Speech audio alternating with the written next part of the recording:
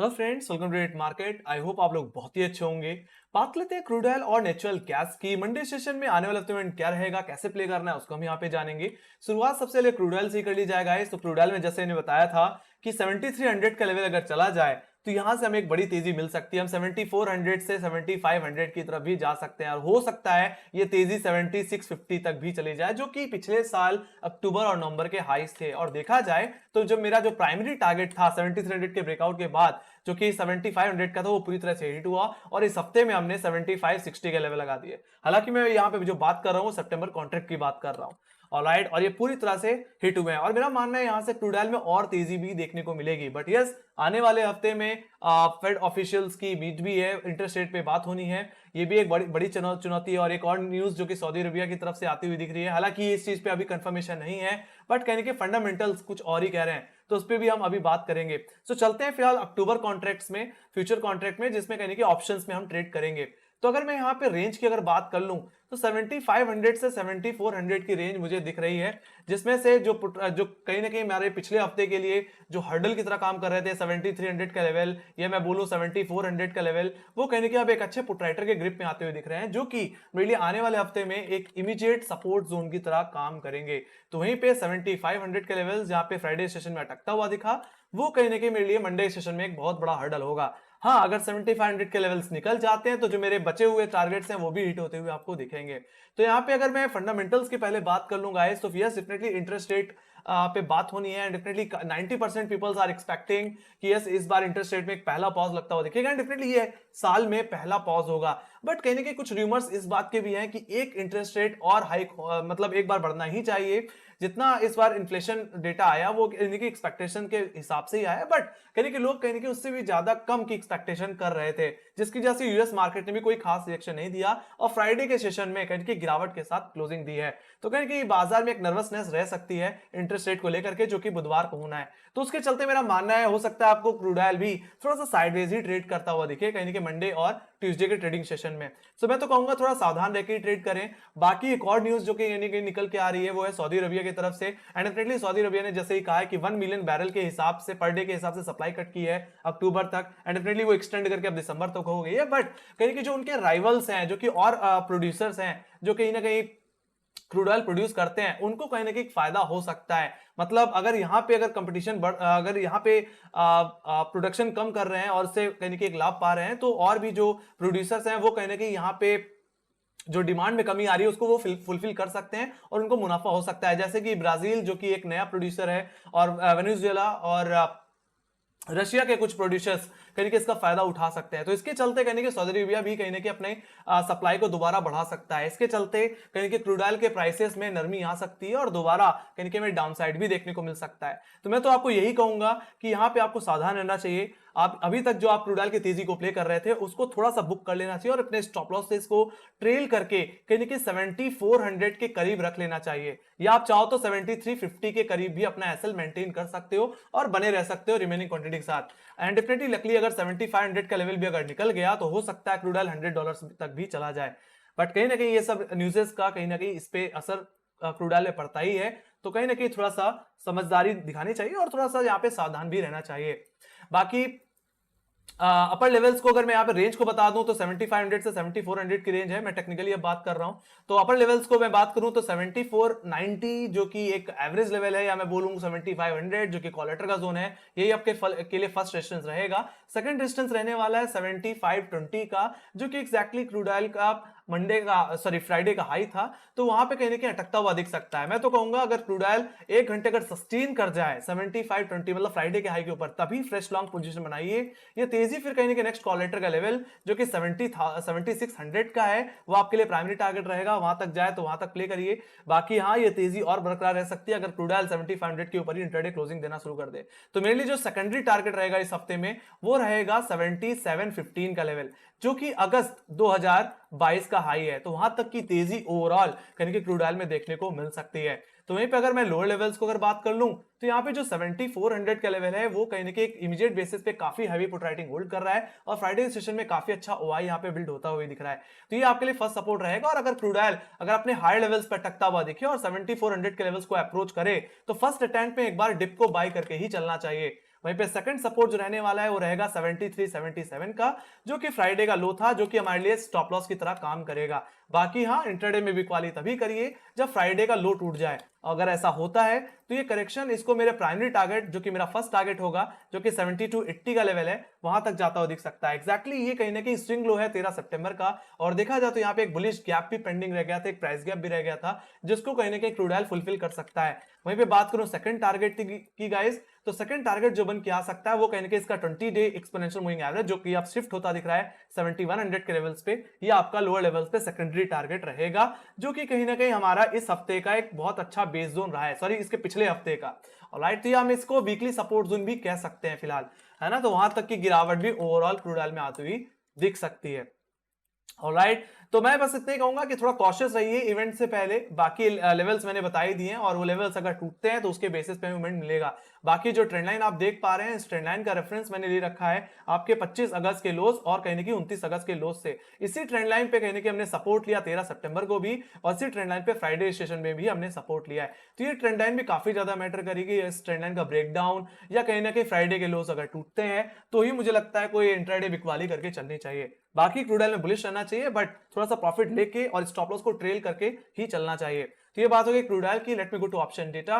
तो option data को अगर दिखाएं तो ऑप्शन डेटा में बुलिशनेस ही देखने को मिलती है ओवरऑल। 7300 जो कि इस हफ्ते में एक हर्डल था, जिसके निकलने पे एक अच्छा मोमेंट मिला है, वहीं पे अब एक फ्रेश पुट राइटिंग इमर्ज हुई है। यहाँ पे लगभग 1348 का 68 का वाई बिल्डअप देखने को मिल रहा है। और फिर इसके बाद अगर देख लिया जाए तो 7400 जहां पे 24 और 2590 का वाई है, ये आपके लिए इमीडिएट सपोर्ट रहने वाला है गाइस। ऑलराइट, तो सपोर्ट मंडे के सेशन में 74 विल बी योर सपोर्ट। बाकी हायर लेवल्स पे अगर देख लिया जाए तो 7500 आपका सबसे बड़ा रेजिस्टेंस रहेगा, जहां पे फ्राइडे सेशन में काफी हैवी कॉल राइटिंग हुई है। यहाँ पे 2830 का ओआई बिल्डअप देखने को मिल रहा है। वहीं पे हायर लेवल्स पे देखें तो उसके बाद 7600 का लेवल है, जहां पे 1200 का ओआई देखने को मिल रहा है। तो ओवरऑल देखा जाए तो जो रेंज ऑप्शन चेन के हिसाब से वो 7600 से 7300 की है गाइस, जिसमें कि इंट्राडे रेंज 7400 से 7500 रहेगी। तो मैं तो कहूंगा कि इस रेंज में आप लेवल बेस्ड ट्रेडिंग करके चल सकते हैं, कोई दिक्कत नहीं है, बट इवेंट से पहले सावधानी रहने की बरतने की सलाह दी जा सकी, तो वो चीज आप जरूर करके चलें। बाकी data still looking very very bullish. Okay, अभी मजबूती बनी हुई है। Okay, so let me go to inventories की बात की जाए तो यस डेफिनेटली पिछले कुछ हफ्तों के सप्लाई कट के बाद कहीं ना कहीं फर्स्ट इंडिकेशन यहाँ पे सप्लाई बढ़ने का मिला है हमें इस हफ्ते में, और कहीं ना कहीं 3.954 मिलियन बैरल की सप्लाई देखने मिली, जो कि फोरकास्ट से काफी ज्यादा थी। तो मेरा मानना है कि हो सकता है आने वाले हफ्ते में भी आपको सप्लाई थोड़ी बढ़ के ही आए, क्योंकि लगातार सप्लाई कट के बाद जैसे कि सऊदी अरबिया ने कदम उठाने की बात की है, तो उस हिसाब से कहीं ना कहीं सऊदी अरबिया भी कहीं ना कहीं अपनी सप्लाई बढ़ा सकता है इस बार। ऑलराइट, थोड़ी सी तो उसके चलते थोड़ा प्राइसेस में नरमी आती हुई आपको दिखेगी, जैसे मैंने फंडामेंटली भी बताया। बाकी न्यूज मैं अपने डिस्क्रिप्शन बॉक्स में भी दे दूंगा, आप उसको भी देख सकते हो। Alright, let me go to natural gas पे चल लेते हैं। और नेचुरल गैस को अगर देख लिया जाए तो गाइस नेचुरल गैस ने इस हफ्ते में कोई खास रिएक्शन नहीं दिया है, बस यस लोअर लेवल से बॉटम बना करके रिकवर हुआ और 230 के लेवल्स लगा डाले। हालांकि फिर आखिरी के 3-4 दिनों में स्टॉक ने मतलब नेचुरल गैस ने 230 से 220 की रेंज में ही ट्रेडिंग की है। हालांकि मेरा मानना है 230 से 220 की रेंज एक तरह से न्यूट्रल रेंज है, जिसमें लेवल बेस्ड ट्रेड करके चल सकते हो। बाकी कोई बड़ा व्यू लेके चलना थोड़ा सा रिस्की है। बाकी यहाँ पे जो मैंने फॉलिंग ट्रेंड लाइन का रेफरेंस ले रखा है वो कहीं ना कहीं मैंने अगस्त के हाई से ले रखा है। इसी ट्रेंड लाइन पे हमने सितंबर के शुरुआत में रिजेक्शन दिया, और कहीं ना कहीं हफ्ते के आखिरी दिनों में भी इसी ट्रेंड लाइन पे हम रिजेक्शन देते हुए दिखे हैं। मेरा मानना है इस ट्रेंड लाइन का डिसाइसिवली ब्रेकआउट दे देना कहीं ना कहीं एक अच्छी तेजी का इंडिकेशन हो सकता है। तो अगर आप एक सेफ ट्रेडर हो और नेचुरल गैस में एक तरफा ट्रेड करना चाहते हो, तो मैं तो कहूंगा 230 जो कि फर्स्ट रेजिस्टेंस है, जो कि मेरा फ्राइडे का हाई भी था, और सेकंड रेजिस्टेंस जो कि इस हफ्ते का एवरेज हाई है 232, उस लेवल के ऊपर निकल जाने दीजिए। मतलब ओवरऑल नेचुरल गैस को 232 के ऊपर एक इंट्राडे क्लोजिंग देनी है। अगर ऐसा हो गया तो ये तेजी नेचुरल गैस को मेरे फर्स्ट टारगेट जो कि है 237, जो कि एग्जैक्टली मेरे अगस्त और कहीं ना कहीं सितंबर के हाईस हैं, वहां तक लेके जाते हुए दिख सकते हैं। और सेकंड रेजिस्टेंस जो सेकंड टारगेट होगा वो कहीं ना कहीं 250 का लेवल होगा, जो कि एग्जैक्टली मेरे अगस्त के हाईस हैं। ऑलराइट, तो वहां तक की तेजी आप प्ले आउट करके चल सकते हैं। बाकी यस, अगर डिसाइसिवली अगर हम इसी तरह 230 के ऊपर या 250 के ऊपर आते रहे, तो मुझे लगता है फिर जो एकमात्र हर्डल मुझे बड़े टाइम फ्रेम में देखने को मिलता है नेचुरल गैस में, वो इसका falling 200 day exponential moving average, जो कि 262 के लेवल्स पे है, वहां तक भी जाता हुआ फिर दिख सकता है। ऑलराइट, बाकी देखा जाए तो इस हफ्ते में बहुत ही खूबसूरती से नेचुरल गैस ने अपने 100, 20, 50 डे एक्सपोनेंशियल मूविंग एवरेज का काफी अच्छा सपोर्ट ले रखा है। तो जब तक नेचुरल गैस 220 के ऊपर है, 218 के ऊपर है, तब तक तो मुझे कोई दिक्कत नहीं दिख रही है। ऑलराइट, आप चाहो तो 220 और 218 के डिप को आप खरीद के भी चल सकते हैं। मैं लोअर लेवल्स को डिस्कस कर लेता हूं।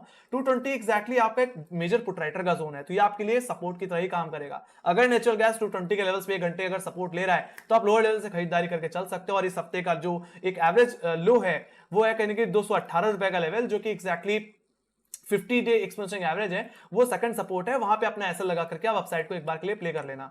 बाकी जहां तक बात रही इंट्राडे बिकवाली की गाइस, तो मैं तो कहूंगा इसके सेकंड सपोर्ट के नीचे से ही बेचना चाहिए, जो कि 218 का लेवल है। अगर ये लेवल अगर टूट रहा है तो फिर बाद में नेचुरल गैस में कमजोरी इसको इसके नेक्स्ट वीक सॉरी जो इसके प्रीवियस वीक के जो लोज थे 210 वहां तक लेके जाता हुआ दिखेगा, वो मेरा प्राइमरी टारगेट होगा। और सेकेंडरी टारगेट जो बन के आएगा वो रहेगा 200 का लेवल, जो कि मंथली सपोर्ट जोन है। अगर नेचुरल गैस आपको 205 या 200 के जोन में अगर मिल रहा है, तो आप वहां से एक मेजर खरीदारी भी कर सकते हैं। जब जब नेचुरल गैस इस जोन में आया है पिछले कुछ हफ्तों से या पिछले कुछ महीनों से, तब तब बार बार इन्हीं जोन से हमें खरीदारी भी देखने को मिल रही है। बाकी इसको सपोर्ट करने के लिए मैंने यहाँ पे एक राइजिंग ट्रेंड लाइन का भी सहारा ले रखा है, जिसका जो कि कहीं ना कहीं 24 अगस्त के लोज भी हैं और कहीं ना कहीं 7 सितंबर के लोज भी हैं। तो अगर इस ट्रेंड लाइन का अगर ब्रेकडाउन मिले या 218 का लेवल अगर टूटे तो बिकवाली करें 209 200 रुपए के टारगेट के लिए। बाकी वहां से दोबारा मेजर बाई पोजीशन बना के चल सकते हैं गाइस। तो आई होप आप लोगों को सारे लेवल्स क्लियर हो गए होंगे। बाकी अभी देखा जाए तो नेचुरल गैस को मैं एक न्यूट्रल व्यू से ही देखता हूं।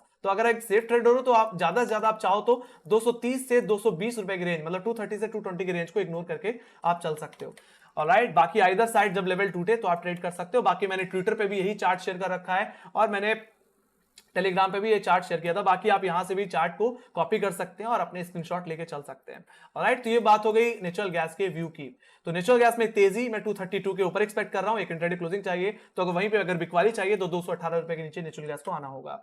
Okay, so let me go to option data. So option data को अगर मैं आप लोगों को दिखाऊं इसी सितंबर के कॉन्ट्रैक्ट में, तो देखा जाए तो कुछ खास रिएक्शन नहीं है। डेटा को देख के समझ में आता है कि natural gas range bound behave कर रहा है। कहीं ना कहीं डिमांड उतनी ज्यादा बन नहीं पा रही और वेदर साथ दे नहीं पा रहा। और अगर यहाँ पे अगर आप ऑप्शन चेन को देख लो तो 230 का लेवल आने वाले हफ्ते में मंडे सेशन में सबसे बड़ा हर्डल रहेगा। यहाँ पे लगभग 12,000 का OI buildup, fresh OI emerge होता हुआ दिख रहा है। तो वहीं पे लोअर लेवल्स पे देखें तो 220 जहां पे 7,433 का ओआई है, ये हमारे लिए इमीडिएट सपोर्ट की तरह काम करेगा। वहीं पे अगर इसके नीचे आप देखो तो फिर एक्टिव पुट राइटर्स कहने की 210 और 200 के लेवल्स पे देखने को मिलते हैं।